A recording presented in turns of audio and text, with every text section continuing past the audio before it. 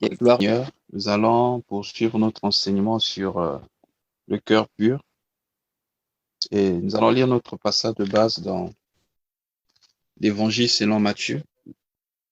Matthieu chapitre 5, verset 8. Heureux ceux dont le cœur est pur, car ils verront Dieu. Les fois passées, ou plutôt la fois passée, on a parlé de la caractéristique, ou plutôt les caractéristiques de celui qui a le cœur pur. Et aujourd'hui, nous allons parler de comment faire pour conserver un cœur pur. Puisque la Bible dit, celui qui a le cœur pur sera ami de Dieu. Dieu est près de ceux qui ont le cœur pur. Ça veut dire, du moment où l'impureté commence à pénétrer notre cœur, ou l'iniquité, bien aimé, nous sommes précipités loin de la présence de Dieu. Et lorsque l'iniquité pénètre notre cœur, on peut ne pas le savoir. Savez-vous que celui qu'on appelle Lucifer, celui qui est considéré comme le diable aujourd'hui, l'adversaire, vivait d'abord dans la présence de Dieu? Et si vous voulez voir cela, vous pouvez lire dans Ésaïe chapitre 14 et dans Ézéchiel chapitre 28.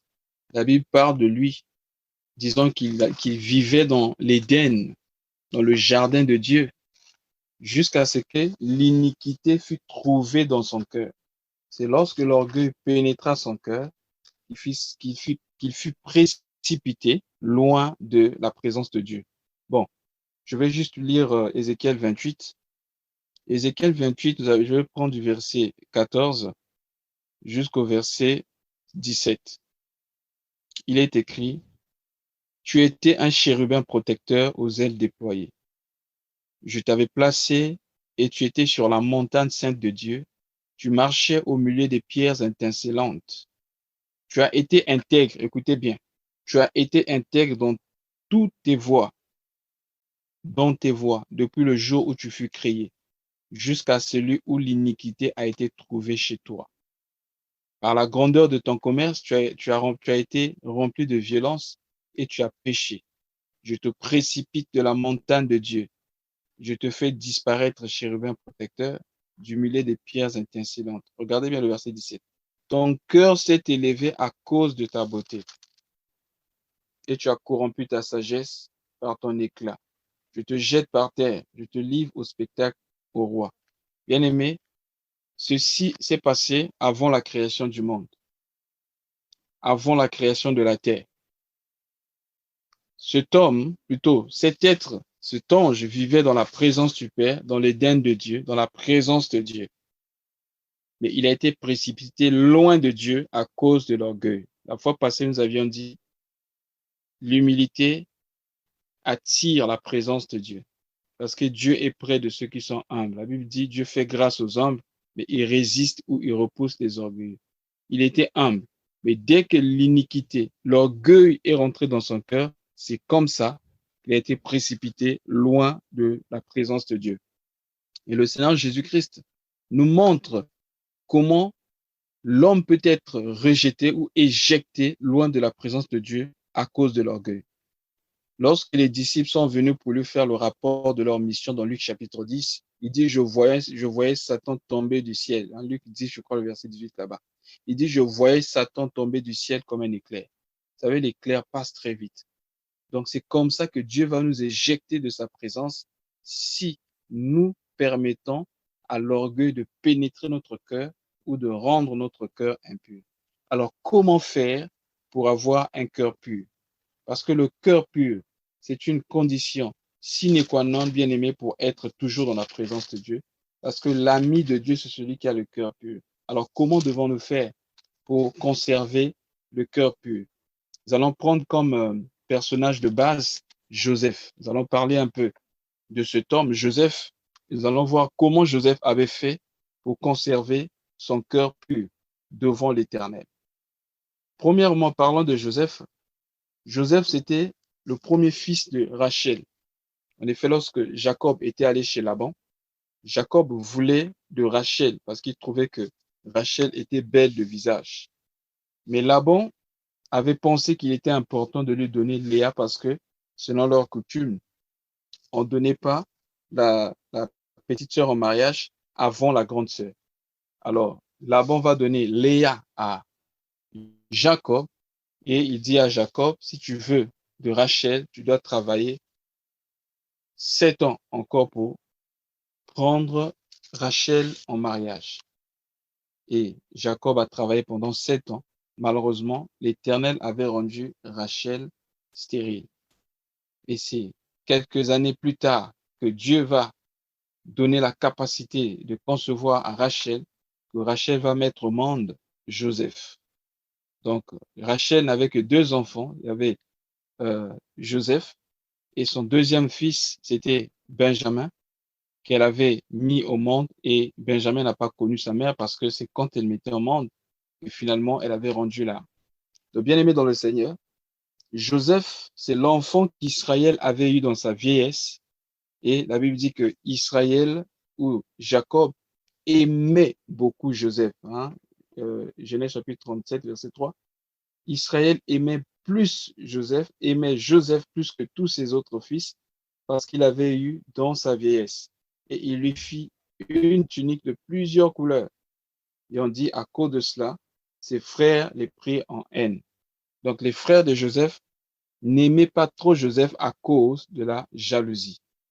Et la Bible dit que Joseph faisait paître les troupeaux de son père avec ses frères. Et tout le temps, les frères de Joseph parlaient en mal de leur père. Mais Joseph, lui, comme son cœur était pur, lui ne parlait pas en mal de son père, mais rapportait leurs mauvais propos.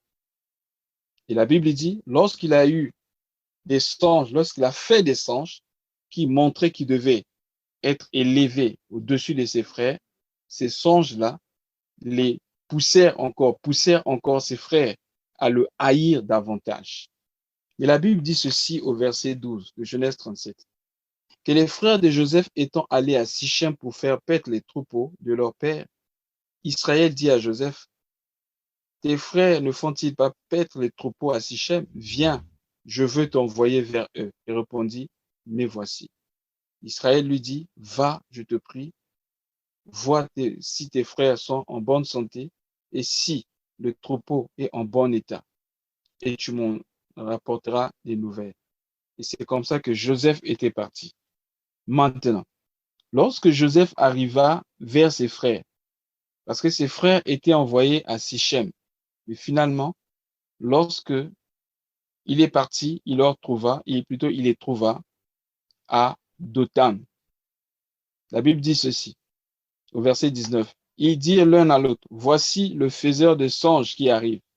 Venez maintenant, tuons-le et jetons-le dans une citerne. Nous dirons qu'une bête féroce l'a dévoré et nous verrons ce que deviendront ces songes. Bien-aimés dans le Seigneur, les frères de Joseph n'aimaient pas Joseph à cause de la jalousie. Mais c'est qu'ils ne savaient pas que les songes de Joseph venaient de Dieu. Bien-aimés dans le Seigneur, si Dieu t'a dit des choses, si Dieu t'a fait une promesse, tu es invincible jusqu'à ce que Dieu t'a dit s'accomplisse. On peut combattre un homme. Vous pouvez combattre le don, bien-aimé dans le Seigneur. Vous n'allez jamais étouffer ou empêcher à ce que Dieu a promis de s'accomplir.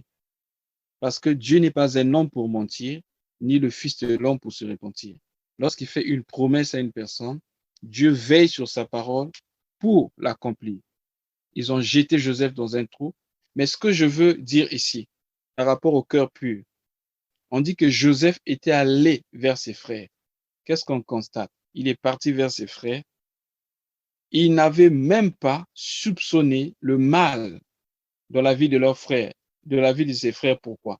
Parce que Joseph avait un cœur pur. Quand tu as un cœur pur, on a parlé de ça la fois passée, celui qui a un cœur pur ne médite pas le mal et n'en soupçonne pas aussi chez les autres. Tellement que son cœur a été pur. Bien que ces gens ne l'aimaient pas, certainement ils manifestaient la haine envers lui. Mais malgré ça, Joseph continuait toujours à les aimer. Lorsque tu as un cœur pur, tu es capable d'aimer tes ennemis.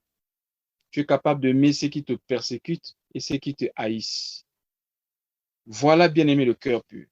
Et la Bible déclare, Joseph fut jeté dans un trou. Tout cela, bien aimé, à cause de la jalousie. Il avait été jeté dans un trou. Maintenant, lorsque Joseph fut arrivé auprès de ses frères, la Bible dit il est dépouillé au verset 23 et de sa tunique, la tunique de plusieurs couleurs, et il le prit et le jetèrent dans la citerne. Cette citerne était vide, malheureusement. Et il n'y avait point, plutôt heureusement, et il n'y avait point d'eau. Donc, s'il y avait l'eau, il devait se noyer et mourir. Et finalement, l'un d'eux va chercher à le sauver, le premier fils. Judas va proposer à ce qu'on puisse le vendre. Il avait été vendu aux Amalécites comme un esclave. Bien aimé dans le Seigneur, on peut mieux supporter le mal venant de gens qui sont éloignés, mais ça fait très mal quand ça vient de quelqu'un de proche. Nous allons comprendre ça un peu plus devant. Il a été vendu par ses frères, maltraité par ses frères et vendu comme esclave.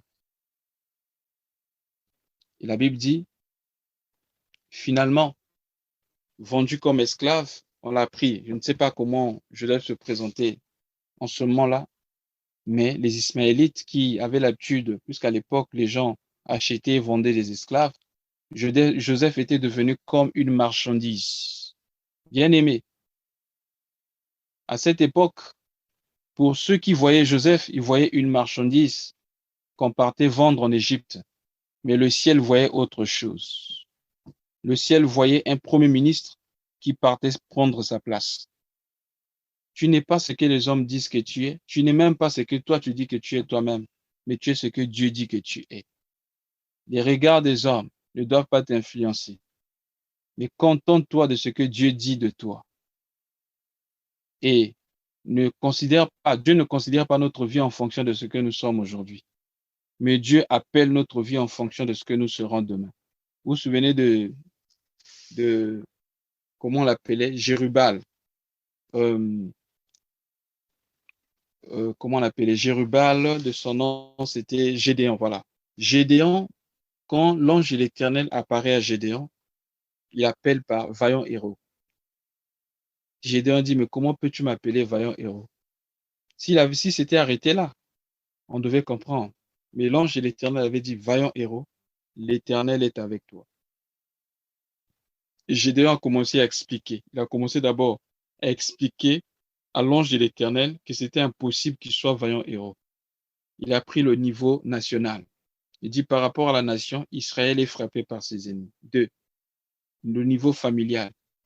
Il dit ma famille est la plus pauvre en Manassé. 3.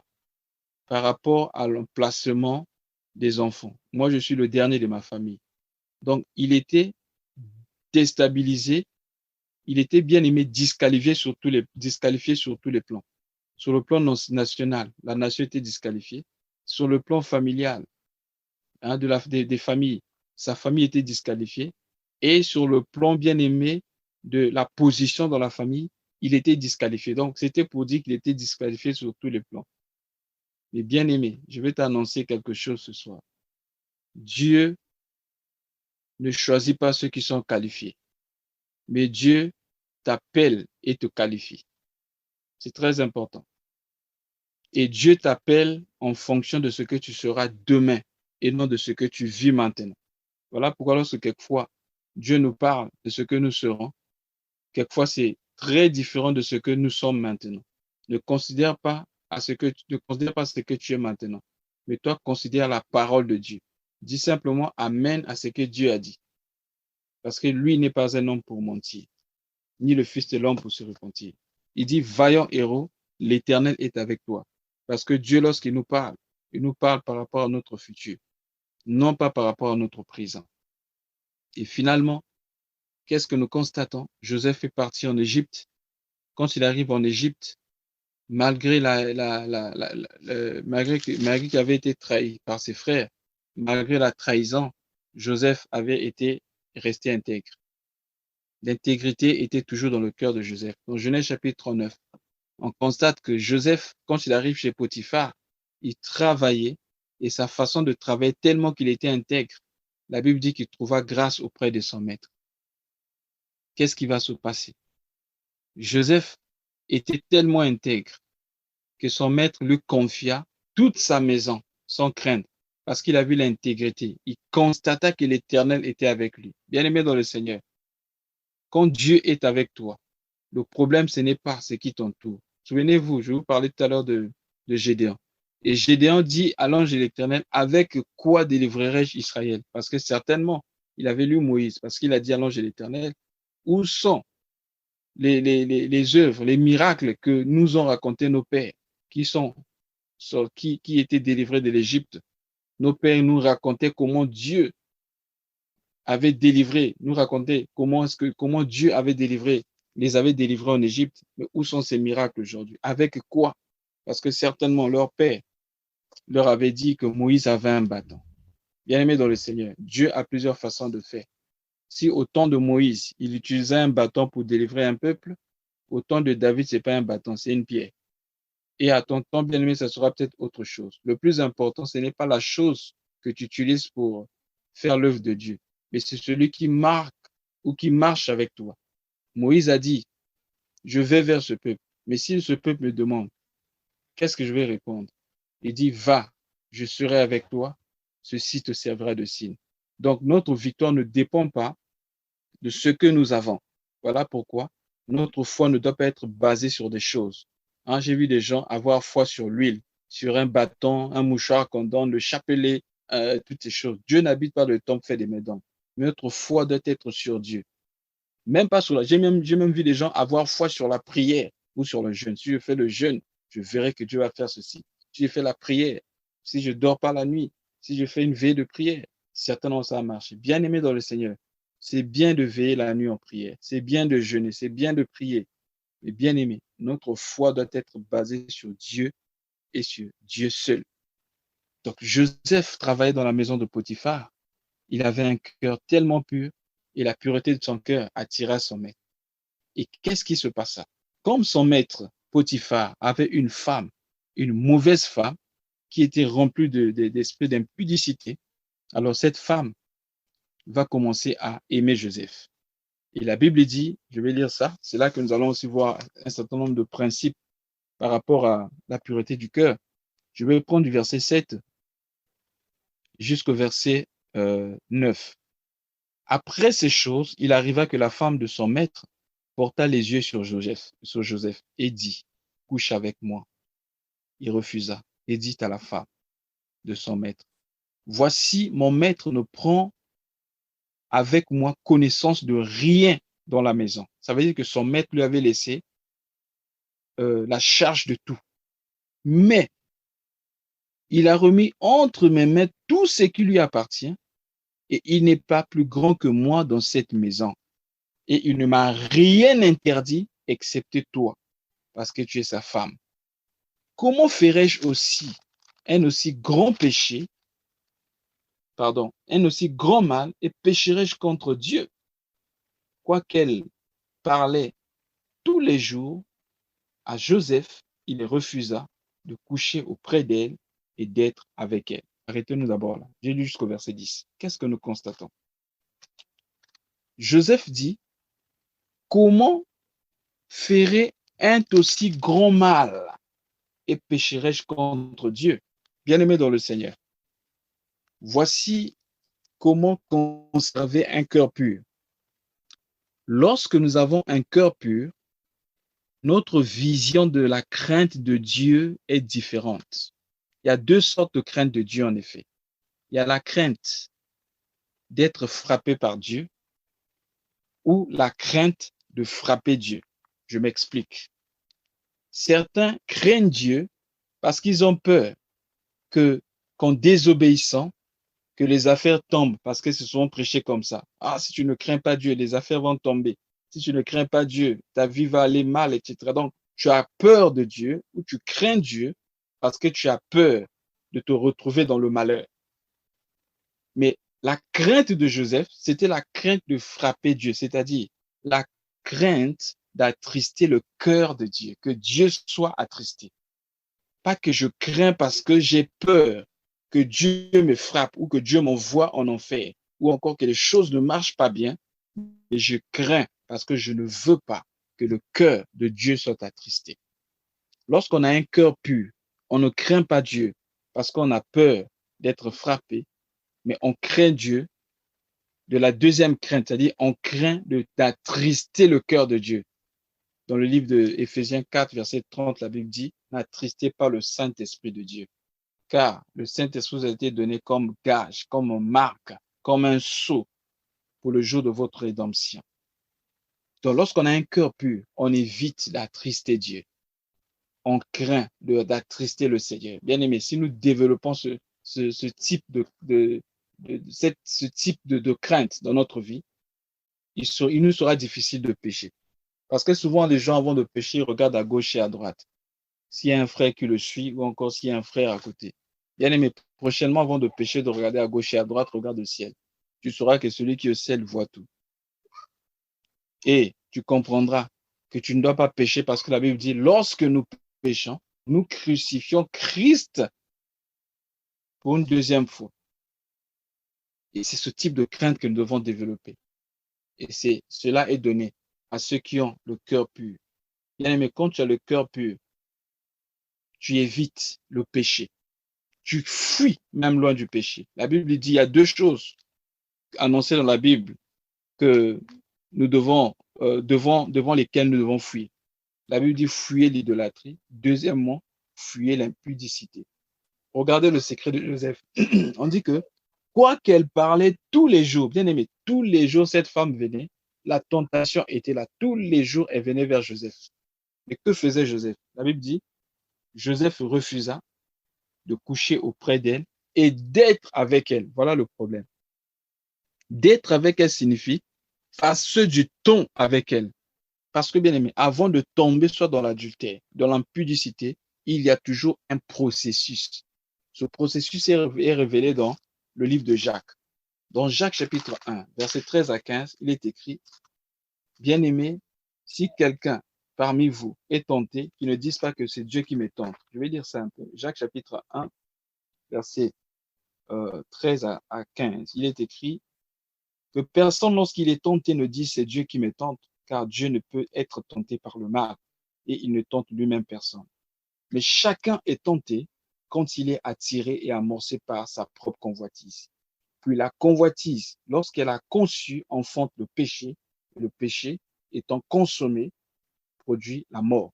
Donc, vous voyez, il y a un processus. Tu ne peux pas, bien aimé, commettre l'adultère ou tromper ta femme, tromper ton mari, bien aimé. Du coup, comme ça, non, c'est difficile. Il y a un processus. Et le processus, bien aimé, tu peux l'arrêter avant que cela ne devienne pire. Nous devons faire très attention. Joseph refusa d'être avec elle, c'est-à-dire de passer du temps avec elle. Mais nous voyons aujourd'hui certains chrétiens, des hommes comme des femmes, prendre, bien aimé, ce risque-là, de parler, par exemple, à des heures indues avec des personnes de sexe opposé. Ou encore, quand vous avez fini de parler, vous continuez à parler, à passer plus de temps, bien aimé, avec des personnes de sexe opposé. Faisons très attention. Quand vous sentez que, bien aimé, votre conversation commence à changer de direction, il est mieux de couper la conversation et de quitter parce que, bien aimé, vous risquerez, bien aimé, de produire quelque chose dans le cœur de la personne et après, vous serez incapable de la maîtriser. Le problème, c'est quoi? Quand tu sens que tu es attiré, quand tu sens que tu es attiré, bien aimé, coupe-la, coupe cette chose. Voilà pourquoi Jésus a dit, si ma main me pousse à pécher, je préfère couper cette main et rentrer dans le ciel étant manchot que de permettre que ma main emmène tout mon corps dans le lac de feu. La main là pour représenter les yeux. Voilà pourquoi la différence entre l'ancienne alliance et la nouvelle alliance. Dans l'ancienne alliance, on dit tu ne commettras pas d'adultère.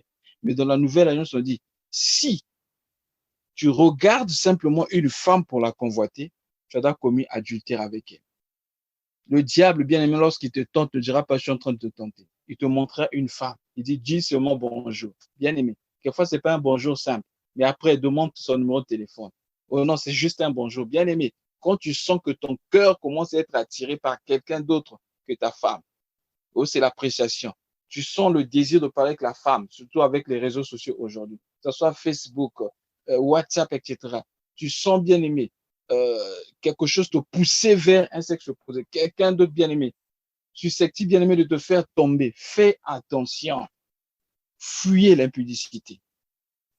C'est ce que Joseph faisait. Joseph, la Bible dit, il refusa de coucher avec elle et même d'être avec elle. Parce que pour toi, tu vas te dire que non, ça ne va pas aller loin. Fais attention, tu ne dois pas avoir confiance en toi-même.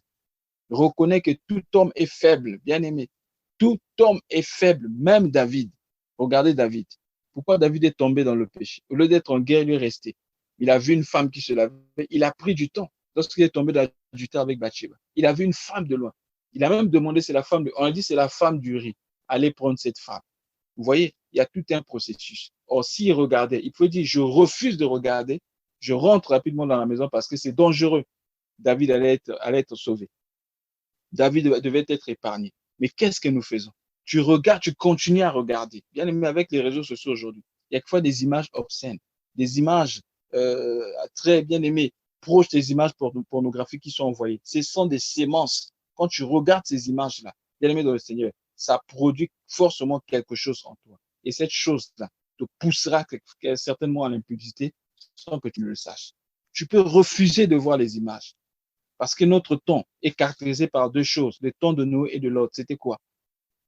La violence et la dépravation sexuelle, l'immoralité sexuelle. Et c'est ce que nous voyons aujourd'hui dans les réseaux sociaux. Qu'est-ce qui est souvent publié? Tout ce qui a trait au sexe et la violence. Et quand nous regardons ces choses, bien aimés dans le Seigneur, ces choses-là influencent en mal notre âme. Pourquoi? Le cœur doit être protégé. Et bien aimé, l'âme, les oreilles et les yeux sont les fenêtres de l'âme. C'est par là que, bien aimé, ces choses-là rentrent. Des choses qui détruisent nos cœurs rentrent par les yeux et par les oreilles. C'est pourquoi tu ne dois pas écouter n'importe quoi et voir n'importe quoi, de peur que tu sois déformé et que tu sois incapable de te maîtriser. La Bible dit la foi vient de ce qu'on entend et ce qu'on entend vient de la parole. Donc, si la foi, si ce qu'on entend peut nous construire, ce qu'on entend peut nous détruire aussi. Et ce qu'on voit peut aussi nous détruire. Fais attention également à la façon dont tu utilises l'Internet, ton ordinateur ou ta télé. Regarde des choses qui peuvent édifier ta foi et tu seras protégé. Car il est écrit dans Proverbe chapitre 4, verset 23, protège ton cœur plus que toute autre chose, car c'est de lui que viennent les sources de la vie. Donc Joseph, on voit ici, donc, par rapport au cœur de Joseph, Joseph fuyait parce qu'il voulait garder bien aimé son cœur pur. Nous devons veiller sur notre cœur, veiller sur nos yeux. Et quelqu'un dans la Bible aussi avait fait un pacte avec ses yeux. Je suis dans Job chapitre 31, verset 1er. Job. Job dit, j'ai fait un pacte avec mes yeux. Job chapitre 31, verset 1. Verset 1er, la Bible dit, j'avais fait un pacte avec mes yeux et je n'aurais pas arrêté mes regards sur une vierge. Ça veut dire quoi? Une vierge pouvait passer, une femme pouvait passer et Satan pouvait lui dire, regarde, comme aujourd'hui bien aimé, il y a une voix qui te dit, regarde, regarde derrière, regarde comment elle est. Il y a même des gens bien aimés qui disent, non, je suis simplement en train d'observer ce que la création, bien aimé dans le Seigneur, c'est le péché. La convoitise, c'est un péché. Job avait fait un pacte avec ses yeux. Ça veut dire quoi? À chaque fois que quelque chose lui disait regarde, il se disait en lui-même, je ne regarde pas, je refuse de regarder. Je vais donner mon propre témoignage, je n'ai pas honte de ça. J'avais cette habitude, dès qu'une femme passe, je dois me retourner pour regarder derrière. Et quand, après que j'ai reçu le Seigneur Jésus-Christ, je constatais que bien aimé, cette habitude continue. Mais après, bien aimé, en priant, je me suis dit, j'ai demandé la grâce de Dieu, le Seigneur m'a donné la force. Et bien, mais comment est-ce que je fais pour vaincre cela? C'est le Seigneur qui m'a aidé. Mais moi-même, je m'étais dit, je ne suis pas obligé de regarder. Quand une femme passe, quelque chose me dit, regarde. Et bien aimé, dans mon cœur, je me dis, je ne suis pas obligé de regarder. Et après, c'est devenu une habitude. Job a dit, j'ai fait un pacte avec mes yeux afin de ne pas les arrêter sur une vierge. Tu peux faire un pacte avec tes yeux, faire un pacte avec ta bouche, de ne plus dire n'importe quoi, de ne plus calomnier, de ne plus bien aimer, accepter les commérages, accepter bien aimer la calomnie, etc. Bien aimer dans le Seigneur. Tu peux aussi faire un pacte avec tes yeux, car il est écrit dans Romains 12, verset 1. Je vous conjure par les compassions de Dieu à offrir vos corps comme un sacrifice vivant. Le corps physique est dirigé par le cœur. C'est pourquoi la Bible dit, tout ce qui est mauvais, l'impudicité, les jalousies, les querelles, toutes ces choses, bien aimées, découlent du cœur. Et c'est de l'abondance du cœur que la bouche parle. Luc 8, 45. C'est de l'abondance du cœur que la bouche parle. Donc, si le cœur est nettoyé, comme a dit Jésus, nettoyer l'intérieur de la coupe. Si l'intérieur est nettoyé, l'extérieur sera propre. Faute de temps, on va s'arrêter là. Sinon, on devait voir le cœur pur de Joseph, comment Joseph avait réagi lorsqu'il s'était révélé à ses frères. Parce que celui qui a le cœur pur pardonne. Ses frères avaient peur que Joseph puisse Joseph puisse se venger. Et bien aimé, comme il avait un cœur pur, celui qui a le cœur pur pardonne toujours. On continuera prochainement. En tout cas, que le Seigneur nous aide, que le Seigneur vous protège. Je vais prier, Seigneur de gloire. Mon frère et ma sœur ont écouté ce message. La parole déclare: venez à moi, vous tous qui êtes chargés, fatigués, et je vous donnerai du repos. Je ne connais pas, bien-aimé, son fardeau, mais je sais une chose. Je ne rejette pas celui qui vient à toi. Reçois mon frère, reçois ma sœur, pardonne ses péchés, restaure sa vie et donne-lui, Seigneur, une nouvelle vie. Au nom de Jésus-Christ. Amen.